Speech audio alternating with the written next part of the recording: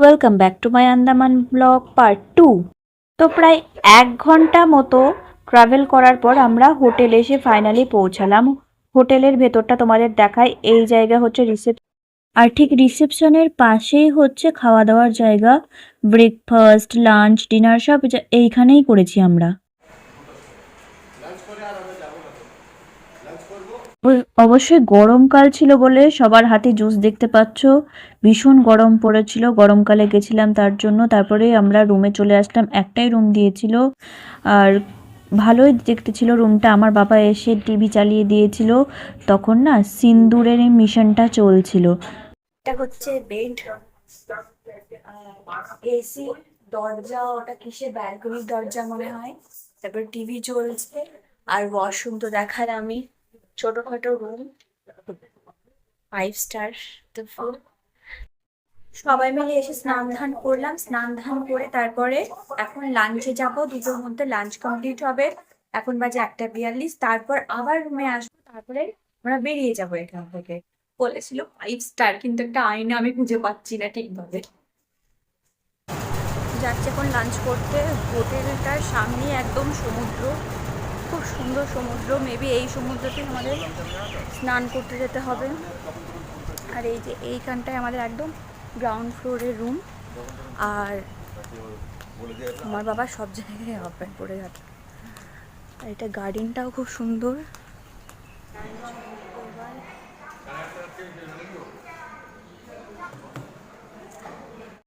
লাঞ্চে চলে এসেছি। চিকেন নিয়েছি, পনির নিয়েছি, স্যালাডে নিয়েছি পেঁয়াজ আর শসা, আর ওই দিকেরটা হচ্ছে গাজরের হালুয়া। ব্যাস।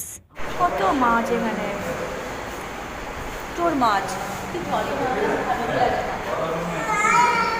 ওই একটা বাচ্চাটা এত দুষ্টুমি করছে, ওর মা বলছে হাই নালে বকু ধরে নিয়ে যাবে। আমাদের পেছন পেছন আসছে, দেখো আমাদের পেছন পেছন আসছে।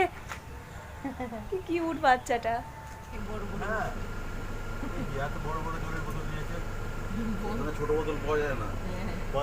বাসে চড়ে বসলাম, কারণ এবার সেলুলার জেলে আমাদেরকে নিয়ে যাবে। আন্দামান সেলুলার জেল, অনেকে নাম শুনেছো, অনেকে গল্প পড়েছো, এবার দেখাবো।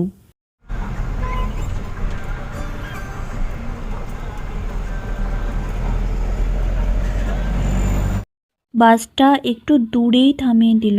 ওখান থেকে প্রায় 5 থেকে 6 মিনিট আমাদের হেঁটে আসতে হয়েছে, কারণ বাস ওখানে গেলে জাম হয়ে যেত, দাঁড়িয়ে রাখার জায়গা পেত না, পার্ক করার জায়গা পেত না। তাই হেঁটে হেঁটেই আমাদের যেতে হয়েছিল প্রায় 5 থেকে 6 মিনিট। কি বলতো, এটা হচ্ছে সেলুলার জেল। কত মানে ভারতীয় ভাইদের এখানে আটকে রাখা হয়েছিল এই সেলুলার জেলে। কত স্মৃতি আছে এখানকার। আমি কোনোদিনও ভাবতে পারিনি যে দেখতে পাবো কোনোদিনও।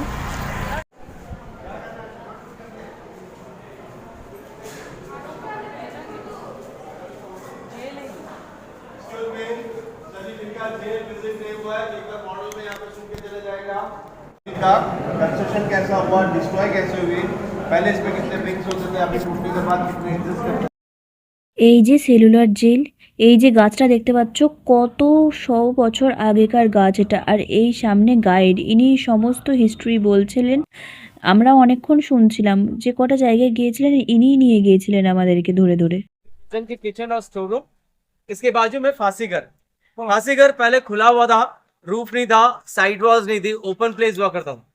उसके अंदर हम देख पाएंगे ओरिजिनलिटी को मेंटेन रखा गया। Wooden beam, platform, liver original है, रस्सी नया है। यहाँ पे इस प्रिजन के अंदर फांसी घर बनाया गया, but we have not records कितने फ्रीडम फाइटर्स को यहाँ पे फांसी दिया गया, ऐसे रिकॉर्ड नहीं है। उन्हें फांसी देना होता, उन्हें अंडमान लाने की जरूरत नहीं थी, उन्हें वहीं पे हैंग कर सकते। ब्रिटिशर्स की मकसद है।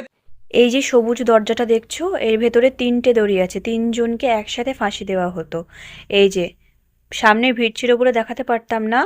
আমাদের যে স্বাধীনতা সংগ্রামী, তাদেরকে এখানে ফাঁসি দিয়ে মারা হয়েছে। কতজনকে মারা হয়েছে তার কোনো হিসাব নেই। যারা শাস্তি পেত তাদের এই ঘানি তেলে তেল তৈরি করাতো। सर यहाँ पे आ जाएंगे सर जी। हाइट वाइज और फैमिली वाइज खड़े रहिए और बच्चों को ফাঁসি দেওয়ার আগে লিখেছে ফাঁসির পূর্ব অন্তিম ক্রিয়াস্থল।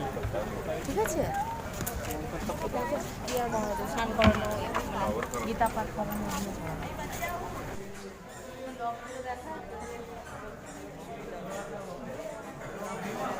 দরজাগুলো যেরকম ছিল, দরজাগুলোর হাতে এইরকম, এই যে এইরকম।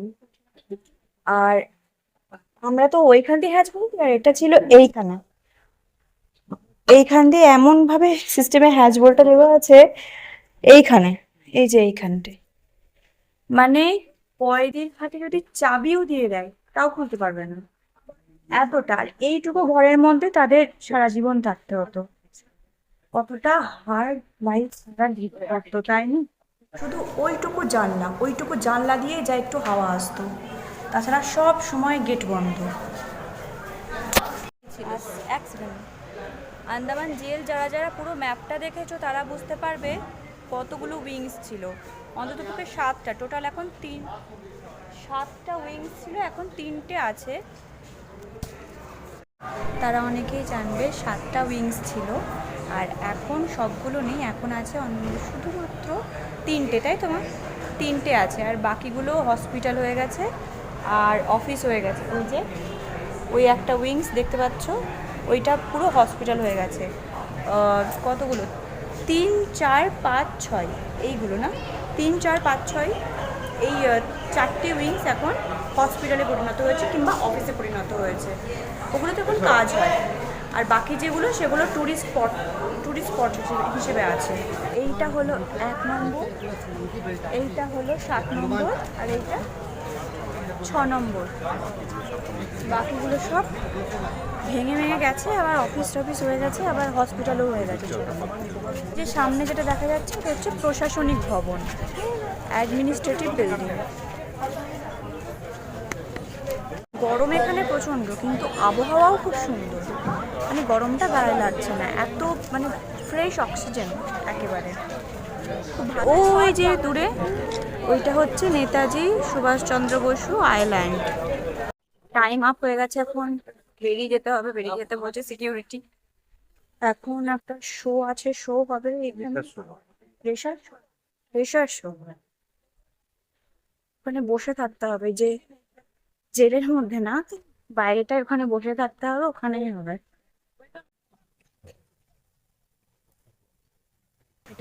ওই শোটা দেখে সত্যি চোখে জল চলে এলো, কিন্তু শোটা আমি রেকর্ড করতে পারিনি, কারণ ফোন দিয়ে রেকর্ড করলেই আমাকে 5,000 টাকা জরিমানা দিতে হতো। তো শো দেখে বাইরে এসে একটু চাটা খেলাম সকলে মিলে, তারপর বাসে উঠে পড়লাম। বাসে উঠলাম, কারণ আজকের মতো আমাদের ট্যুর শেষ। আজকে শুধু ফেব্রুয়ারি লেখা ছিল। তারপরে এখন হোটেলে যাবো, হোটেলে গিয়ে তারপর ডিনার করবো, দিয়ে ঘুম। এই লোকটা এসেছে একটা এক্সট্রা বেড দিতে, বাবাই চেয়েছিল কল করে। আমি যতদিন ছিলাম ওখানে ওই বেডটায় শুয়েছিলাম, খাটে শুইনি। একা শোয়ার মজাই আলাদা, তাই না? যাচ্ছি ডিনার করতে। এখন 8টা 11 মতো বাজে। তারপর 9টা 10টার মধ্যে সমস্ত ডিনার শেষ করতে হবে, নাহলে তারপর আর ডিনার পাবো না। একটু আগে রুমে এলাম, দিয়ে একটু চা খেলাম। বাবা চা করলো, কিন্তু চাটা খুব একটা ভালো হয়নি, কারণ এখানকার চাটা জানি না কেন ভালো না।